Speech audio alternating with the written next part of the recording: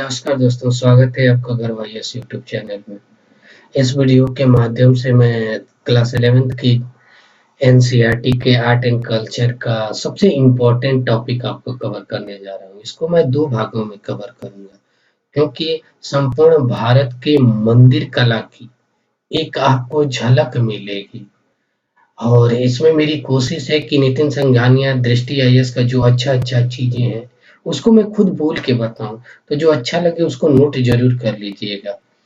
तो शुरू करने से पहले मैं एक चीज जरूर कहूंगा, पहले भारत की झलक दिखा देता हूँ कि ये भारत का झलक है पूरा। अब इसमें मंदिरों का जो निर्माण की परंपरा है वो मैं बता देता हूँ, जो आगे मैं डिस्कस करूंगा। यहाँ से लेकर ये वाला पूरा बेल्ट, विंध्य पर्वत से ऊपर का बेल्ट में जितने प्रकार के जो भी कोई मंदिर मिलते हैं वो नागर शैली है, यानी नागर शैली के मंदिर मिलते हैं। जबकि आप इससे नीचे जाएंगे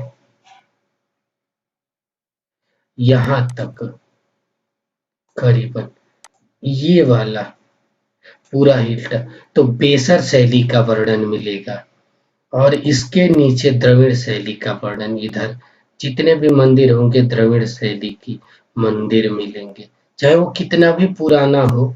ये सारे मंदिरों को तीन ही भागों में बांटकर देखा गया है।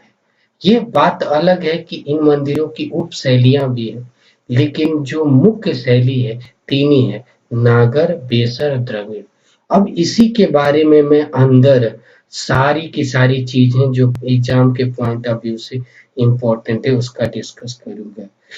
पार्ट 1 के अंतर्गत मेरी कोशिश होगी कि नागर शैली तक के जितनी भी इम्पोर्टेंट चीजें हैं उसको मैं डिस्कस कर दूं, और इसके पार्ट 2 के अंतर्गत मेरी कोशिश रहेगी कि बेसर शैली और द्रविड़ शैली के भाग को मैं डिस्कस करूंगा, क्योंकि इससे लेंदी हो जाएगा, आपको भी अच्छा नहीं लगेगा।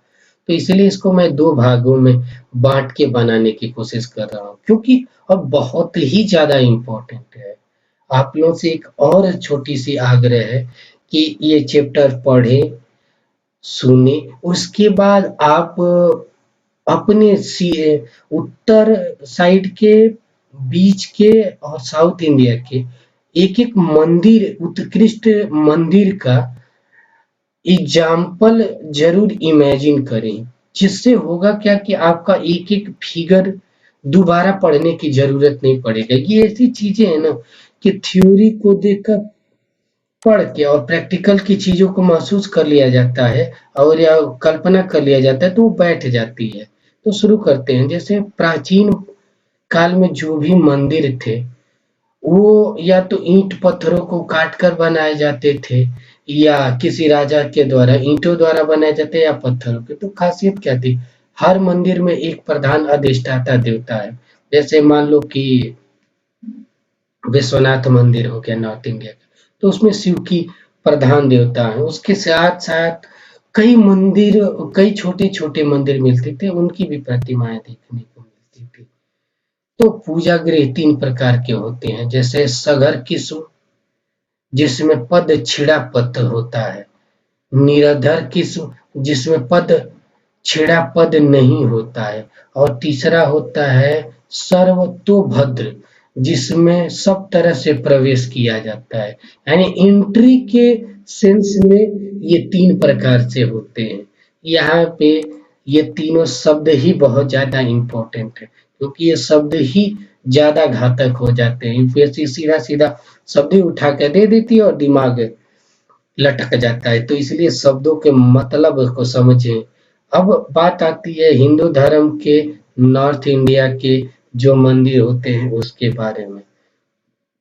तो उसकी क्या खासियत है हिंदू मंदिर का, जो गर्भगृह होगा, जो प्रारंभिक मंदिर में एक छोटा सा प्रकोष्ठ एक एरिया में स्थित होगा, उसमें प्रवेश के लिए एक छोटा सा द्वार होता है, लेकिन समय समय पे इसको बड़ा छोटा किया जाता है। आप नॉर्थ इंडिया का इसका देखना है सबसे अच्छा एग्जाम्पल तो बनारस के काशी विश्वनाथ का जो पुराना वाला मंदिर है, आप देखेंगे आगे बड़ा है लेकिन जो वो द्वार है वो छोटे में है। तो पहला तो गर्भगृह होगा, दूसरा मंडप होगा अर्थात मंदिर का प्रवेश कक्ष जो काफी बड़ा होता है। इसमें काफी बड़ी संख्या में भक्तगण इकट्ठा होते हैं। इसका नई विश्वनाथ मंदिर को देखेंगे, आप यूट्यूब से वीडियो डाउनलोड करके उसके फिगर को देख लीजिए, चाहे गूगल करके भी उसके फिगर को देखेंगे तो आपको पता चलेगा कि अंदर में शिव का मंदिर है, जबकि बाहर में एक बहुत से मंडप है। पूर्वोत्तर काल में, तीसरे क्या पूर्वोत्तर काल में इन पर शिखाएं बनाई जाती है। शिखाएं क्या होती है और होते उसको मैं आगे बताऊंगा। शिखाएं, ये नॉर्थ इंडिया में शिखा कहा जाता है, जबकि साउथ इंडिया में उसे विमान कहा जाने लगा। अर्थात मंदिर का अधिष्ठान देवता की सवारी के लिए वो क्षेत्र होता है। जैसे ये देखिए, इसी आकार में आपको विश्वनाथ मंदिर, नए वाला विश्वनाथ मंदिर मिलेगा। अब देखिए, ये कलश होता है, कलश पवित्र स्थान होता है। उसके बाद आमलक होता है, ये इस पूरे को शिखर कहते हैं। और ये गर्भगृह है, ठीक है। और ये मंदिरों की जो आकृति देखेंगे, ये आपको सीधा सीधा दिखाई देगी। इसके अंदर कुछ खासियत है नागर शैली की, मैं बताऊंगा। नागर की शैली की एक चीज है, टाइम पीरियड, इसको नोट डाउन कर लीजिएगा। जैसे कालखंड है 7वीं शताब्दी से 13वीं शताब्दी तक। अब उत्तर भारत के हिमालय से लेकर विंध्य पर्वत के बीच में पाई जाती है क्षेत्र है। इसमें प्रमुख शासक कौन है, और जो शासक होंगे उसी से रिलेटेड उनकी कुछ शैलियां भी होंगी। जैसे बंगाल में पाल वंश सेन वंश रहा, उड़ीसा में सोमचेंदी गंग वंश रहा, मध्य प्रदेश में चंदेश कलचुरी परमार वंश रहा, उत्तर में गढ़वाल वंश रहा। तो ये सारे जो वंशज हैं अपनी उप शैली के रूप में बनाए हैं। दिल्ली राजस्थान में चौहान वंश की मूर्तियां का वर्णन मिलता है। तो ये वंशज थे, तो ये जो इम्पोर्टेंट थे नागर शैली का, वो मैं चीजें बता दिया। अब इनकी खासियत क्या थी वो सारी चीजें डिटेल से बताऊंगा। जैसे नागर शैली में एक शिखर होता है, देखिए शिखर, शिखर होता है जो ऊंचाई में काफी अधिक होता है और पतला होता है। शिखर पे आमलक का स्थान होता है। आमलक मैंने बताया ना, देखिए ये आमलक गोल का दिखाई देगा, ठीक है। वर्गाकार, गोलाकार, ये सारी चीजें दिखाई दे रही है नागर शैली की। चबूतरा के ऊपर स्थित, ये चबूतरा है, इसके ऊपर ये स्थित है।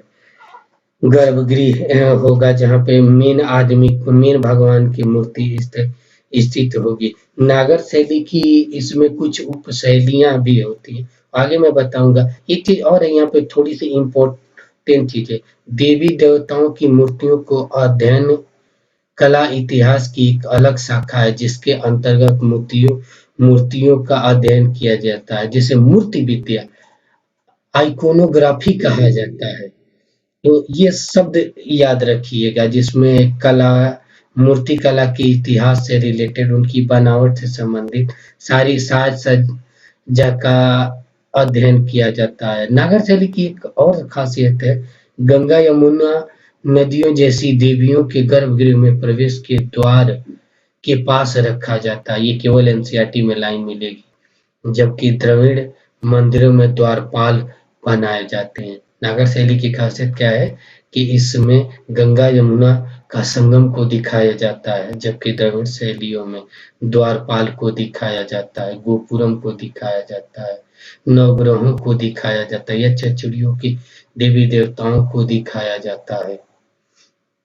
इनकी खासियत जो अंतर थी नागर शैली की, और आगे इसकी जो अब कुछ उप शैलियों का नाम जैसे बता देता हूँ। उड़ीसा में उड़िया उप शैली है, अंतर्वेदी शैली एक है जो उत्तर प्रदेश, हरियाणा, दिल्ली के साइड में पाई जाती है। इसके साथ साथ नागर शैली में जो रूपाकार, देखो नागर मंदिर, उनके शिखरों में रूपाकार शलक के अनुसार कई उपश्रेणियां हैं। जो मैं अभी बता रहा था, कश्मीरी शैली भी इसी की है। किसकी शैली है? तो कहीं ना कहीं नागर शैली की है। लाट या हिमालयी शैली भी इसे कहा जाता है, क्योंकि ये हिमालय की द्रोणी में स्थित है। इसके साथ बुंदेलखंड का स्थापत्य जो खजुराहो के मंदिर की उपशैली के रूप में जाना जाता है, जो 13वीं शताब्दी से 10वीं से 13वीं शताब्दी के समय में मंदिरों में बनाया गया था। बुंदेलखंड शासकों के संरक्षण में मिलेगा। कंदरिया महादेव का मंदिर, आर्य सूर्य का मंदिर, देखिए ये चबूतरा हो गया, चबूतरे के ऊपर ये सीढ़ियां हैं और सीढ़ियों के ऊपर ये बनाया गई आकृति है। इसमें देखिए इधर से भी प्रवेश है, इधर से भी प्रवेश की द्वार दी गई 3 ओर से। तो वही मैं जो स्टार्टिंग में 3 वर्ड थे उसी चीज को मैं दिखाने की कोशिश किया हूँ था। नागर में एक प्रमुख वास्तु रूप है। फम साना किस्म के भवन जो रेखा प्रसाद की तुलना में अधिक चौड़े और ऊंचाई के छोटे-छोटे होते हैं, जो ऊपर मैंने अभी दिखाया, जो भवन केंद्रीय भाग में दिखाई देते हैं, जहाँ पे मेन भगवान की मूर्ति होती है। मुख्य रेखा प्रसाद ऐसे ढलान के रूप में मिलता है, जो मैं आपको अभी दिखा रहा हूँ। देखिए ये शेष नाग पे स्थित भगवान विष्णु की लेटी हुई प्रतिमा है, जो दशावतार मंदिर देवगढ़ से मिली है। इसकी जो खासियत होती है कि उत्तर प्रदेश, मध्य प्रदेश, राजस्थान, मतलब इस क्षेत्रों में अधिकांश मूर्तियां बलुआ पत्थर की मिली है। लाल कलर की बलुआ पत्थर, देखिए साफ दिखाई दे रहा है ना, लाल बलुआ पत्थर से मिली है। तो इसे मध्य प्रदेश में पाए जाते थे। ठीक है, इसकी खासियत ये भी थी कि मंदिरों में हिंदू देवी देवताओं का, जैसे वैष्णो धर्म, शैव धर्म का अधिकांशतः मिलता है। ये नहीं कि इन्हीं का मिलता है, अधिकांशतः मिलता है। रामायण महाभारत की कई प्रसंगों का भी वर्णन इसमें दिखाई देता है। इसका उच्च वक्र रेखीय शिखर भी इसमें मिलता है। शिखर प्रसाद शैली जिसे के रूप में जाना जाता है। नागर शैली की आरंभिक चरण की घटनाएं थी। जो ऊपर मैं दिखा रहा था शेषनाग पे भगवान विष्णु का लेटे हुए प्रतिमा। ठीक है, गजेंद्र मोक्ष मोक्षपति की कहानी, इसको प्रतीकात्मक रूप से दिखाने का प्रयास किया गया है। अब देखिए ये विश्वनाथ मंदिर खजुराहो की प्रतिमा, देखिए 1 2 3 की, तो मेन भगवान यहाँ पे होंगे। ये यहाँ से यहाँ तक ये मंडप होंगे, जिसमें रहने का और अन्य प्रकार के छोटे दूसरे देवताओं का भी मिलता है। जैसे 400 वर्ष पूर्व 10वीं शताब्दी में बनाया गया यह मंदिर वास्तु का नागर शैली का उत्कृष्ट मंदिर के रूप में जाना जाता है। अधिकांशतः मंदिरों का जो प्रवेश द्वार होता है उत्तर और पूरब में होता है। इसीलिए हिंदू धर्म के अधिकांश घर पूरब और उत्तर में ही निकले हुए दिखाई देंगे। नीचे लिखा हुआ मिलेगा खजुराहो मंदिर कंदरिया महादेव का निर्माण मंदिर इसी शैली की प्रकाष्ठा है। इस मंदिर की स्थापत्य कला मध्यकालीन क्षेत्र में निर्माण किया गया है, जो सभी लक्षण, मध्यकालीन कहने का मतलब कि मुगलों का आगमन था, मुगलों का शासन काल था, उसके बावजूद भी उससे पहले की बहुत सी सारी चीजों को संरक्षित छोड़ दिया गया और ये मंदिरों को उकेरा गया जो था। इसके साज सजावट देखिए, सूर्य मंदिर का, गुजरात का मंदिर जो कलाकृति थी, देवी देवताओं की उभार का जो बनावट थी। गुजरात के साहित्य में राज सोलंकी राजवंश के राजा थे, जो भीमदेव प्रथम 1026 में सूर्य मंदिर का निर्माण करवाया था। तो सीढ़ीदारों की सहायता से पानी तक पहुंचा जाता सकता था, जिसे सूर्य कुंड कहते हैं। नदी, तालाब, कुंड, बावली जैसी किसी भी जल निकाय का किसी पवित्र धार्मिक स्थल में इसका वर्णन मिलता है। इसके साथ छोटे छोटे मंदिर मिलते हैं। पूर्वी भारत में मैंने बता दिया कि बंगाल हो गया, उड़ीसा हो गया, ये मुख्य रूप से इनकी शैलियां दिखी। तो बंगाल में भी मैं बताया कि पाल वंश थे, तो पाल वंश, सेल वंश थे, तो उनके द्वारा ईंट और कंक्रीट की बनी हुई मूर्तियां मिली है, जिसे उसमें चीनी की भी मिट्टियां मिलती है, जैसे टेराकोटा सिंधु-घाटी सभ्यता में, इसको मैंने बताया था थोड़ी सी। देखिए ये मंदिर देखिए, असम का मंदिर है, असम के तेजपुर में। डप परवर्तिया में एक पुराना 6ठी शताब्दी में बना दरवाजे का ढांचा मिला है। ये कहीं न कहीं बंगाल शैली, पाल शैली का उत्कृष्ट एग्जाम्पल मिलता है। बंगाल शैली बिहार और उड़ीसा, आज का जो बिहार वो अलग है, पहले बंगाल में 12वीं शताब्दी में पाल वंशों द्वारा आधिपत्य में था, तो वहाँ पे जो भी शैलियाँ मिली हैं। इसके बाद नेक्स्ट पार्ट में आगे की डिस्कस करूँगा। Thank you.